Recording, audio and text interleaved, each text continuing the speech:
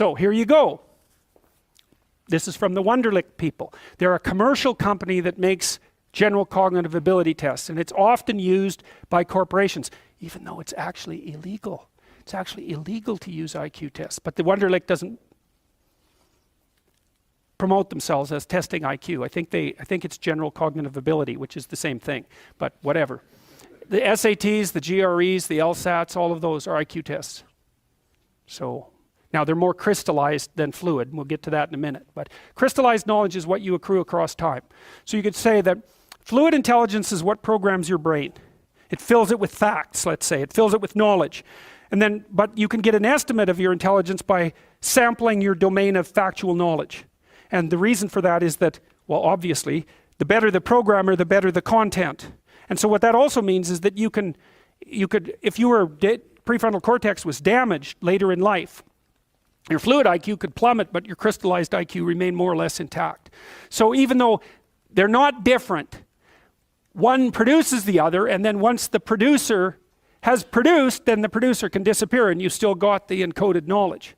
So at least that's how it looks to me. So, okay, so how smart do you have to be different things in life? Well, if you have an IQ of 116 to 130, which is 85th percentile and above, so it's one person in 8 up to one person in 130, I believe is 85, 90, 95, is it 95? I think it's 95. One person in 8 to one person in 20. Then you can be a attorney, a research analyst, an editor, an advertising manager, a chemist, an engineer, an executive manager, etc. That's not the high end for IQ, by the way. You know, that it can go up. Well, it can go up indefinitely, although there's fewer and fewer people as it goes up.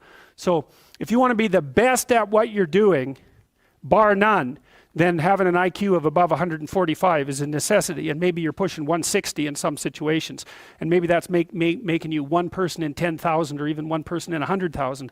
And then also, to really be good at it, you probably have to be reasonably stress tolerant and also somewhat conscientious.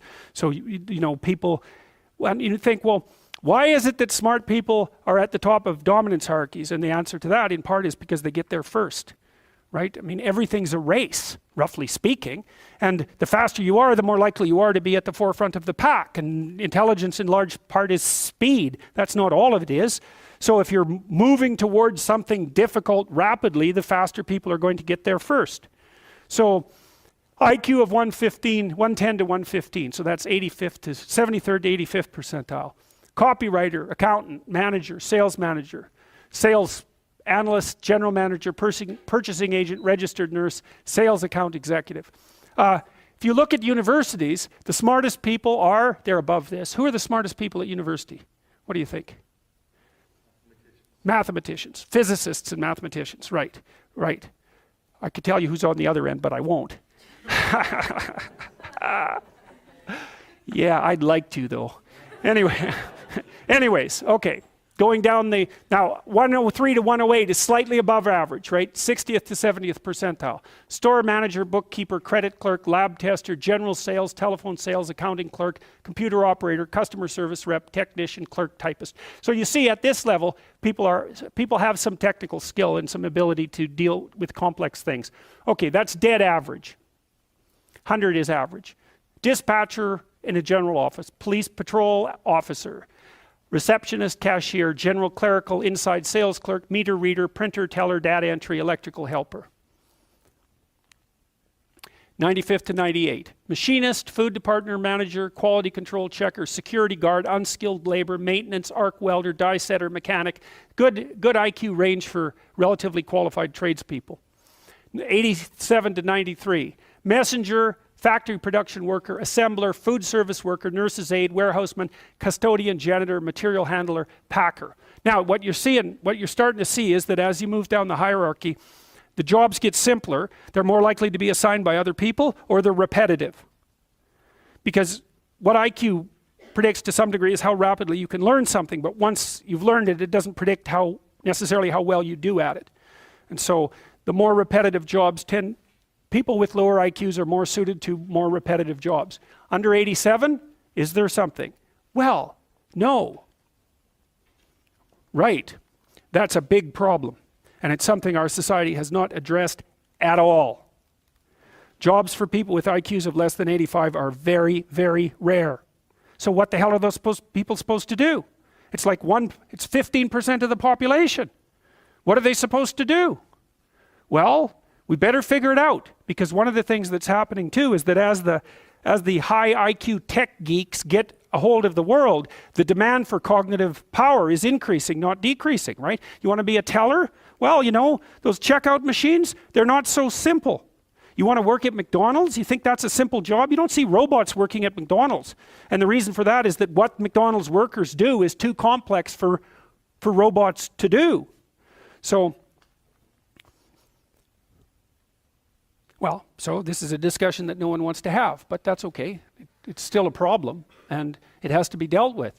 So the US government, I think I told you this at one point already, it's illegal to induct anyone into the US Army if they have an IQ of less than 83, right? It's about 10% of the population. Because the US Army, and they've been doing IQ testing since IQ testing began, because they want everybody they can possibly get into the Army, because in peacetime, they use it as a way of moving people up the socioeconomic ladder, and in wartime, well, obviously, you need as many soldiers as you can get your hands on. And so you're not going to be any pickier than you have to be. So when the US Army says it's illegal to induct anybody into the armed forces if they have an IQ of less than 83, then you know that they've done it for absolute necessity. Right? And when people have made a finding that contradicts what they want to hear, and they're doing it out of absolute necessity, you can be reasonably true that it's one of those facts that just won't bloody well go away. And so you might think, well, if there's nothing for someone with an IQ of less than 83 to do in the Army, what makes you think that there's something that they can do in the general population?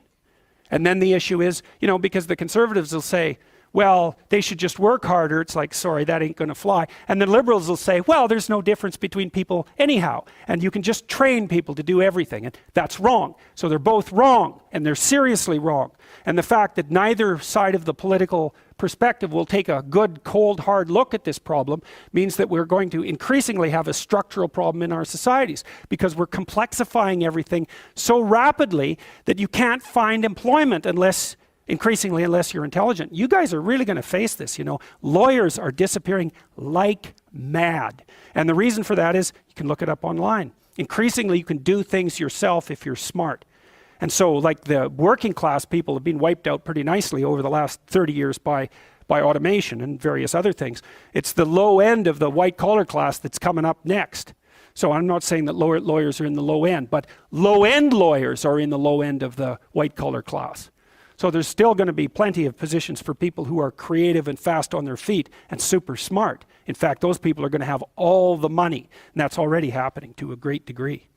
You know, because if you're smart and you can use a computer, you're so smart it's just absolutely unbelievable, right? And if you can't use a computer, and lots of people, and I don't mean, you know, you can open Word. That isn't what I mean. I mean, maybe I mean you can program, and if you can't program, well, you're right at the next end.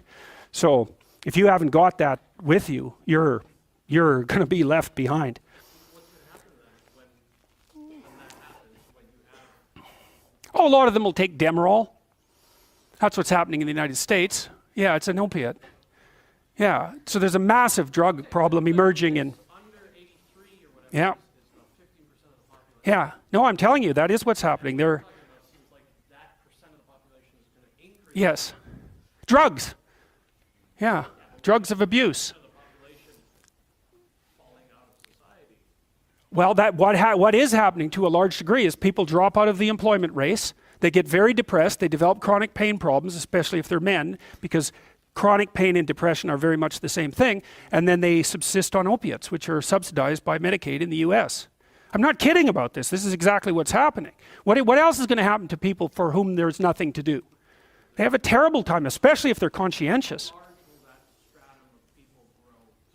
That's a good question. You know, the AI guys are pushing hard on this. Hey, what's the biggest employment category? Driver. Think about it. What's Tesla doing? What are all the AI guys working on as fast as they possibly can? Driverless cars. No problem, except that's the biggest employment category for men. So what are those guys going to do? Yeah, they're going to sit home and, you know, be miserable with their wives and take opiates because they have chronic pain problems. Right. nasty. And you might think, well, could they think up something else to do? Well, if you have an IQ of 83 or less, you're not going to be doing a lot of thinking about something else to do. You know, that isn't how it works, because you're more of a, you're an act person, not a thinking person, roughly speaking. You know, and so if you have a task at hand, especially if you're conscientious, you can diligently go about it. But, you know, I've tried to train people with IQs of 80 and less to do what I would consider tasks that one of you could learn to do in 10 minutes and never make a mistake again. And it's like tens of hours with bare minimum mastery of the tasks. So, yeah, it's an ugly situation, no doubt about it.